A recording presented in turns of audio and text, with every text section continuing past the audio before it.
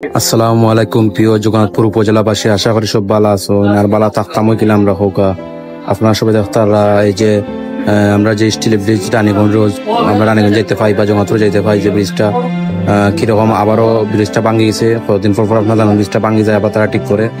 তো আজকেও আবার হঠাৎ করে এইদিকে আমি আইসি জগন্নাথপুর যাওয়ার উদ্দেশ্যে আওয়াজ গেছিলাম। এখন জগন্নাথপুর যাইতাম, বাড়ি যেতাম, যাওয়ার সময় থেকে ব্রিজটা ভাঙি গেছে। সবাই তারা অবস্থা খারাপ, ব্রিজের কাজ চলে। অবশ্য তারা লগালগ পদক্ষেপ নিচ্ছে, সাথে সাথে তারা কাজ করে ঠিক আছে। সবাই তারা অনেক মানুষ এখানে আটকা আছে, আটকা দিন সবাই খেয়াল করো। এই সাইটে দিয়ে মানুষ কত কষ্ট করে, কত রিক্সে আওয়া যাওয়া করে, ছোট বাচ্চা লইয়া আমরা মা বোনে হল কত কষ্ট করে, মহিমুরবী মানুষ হল, ছোট বাচ্চা আর অনেক মানুষ হল কত কষ্ট করে দেখতে হলে সময় যায়রা। আসলে এই দুর্যোগের আসলে শেষ করতে আসলে আমরা হইতে পারলাম না।